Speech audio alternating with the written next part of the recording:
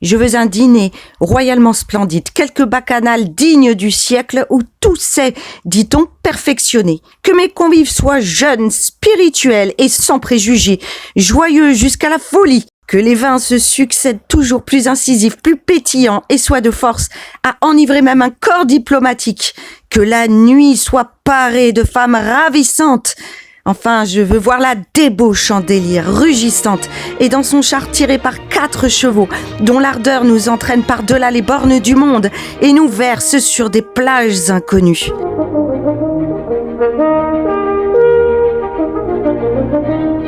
Que les âmes montent dans les cieux ou se plongent dans la boue, je ne sais si, alors elles s'élèvent ou s'abaissent, peu m'importe. Mais je commande à ce pouvoir sinistre de me fondre toutes les joies dans une joie, car j'ai besoin d'embrasser les plaisirs du ciel et de la terre dans une dernière étreinte pour en mourir.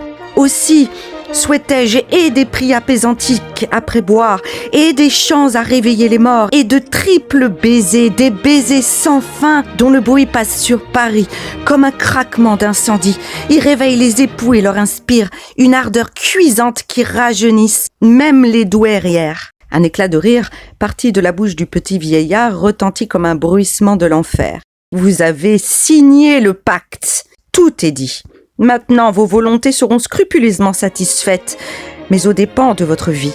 Le cercle de vos jours, figuré par cette peau, se resserrera suivant la force et le nombre de vos souhaits, depuis le plus léger jusqu'au plus puissant. Le brahman auquel je dois ce talisman m'a jadis expliqué qu'il s'opérerait un mystérieux accord entre les destinées et les souhaits du possesseur. Votre premier désir est vulgaire et je pourrais le réaliser. Mais j'en laisse le soin aux événements de votre nouvelle vie. Après tout, vous vouliez mourir. Eh bien, votre suicide n'est que retardé. Je verrai bien, monsieur, si ma fortune changera pendant le temps que je mettrai à franchir la largeur du quai. À ces mots, il sortit sans entendre un grand soupir. Il traversa les salles, descendit les escaliers de cette maison, suivi par le gros garçon joufflu qui tâchait vainement de l'éclairer, car il courait avec la prestesse d'un voleur pris en flagrant délit. Aveuglé par une sorte de délire, il ne s'aperçut même pas de l'incroyable ductilité de la peau de chagrin qui, devenue souple comme un gant, se roula sous ses doigts frénétiques et put entrer dans la poche de son habit où il la mit presque machinalement.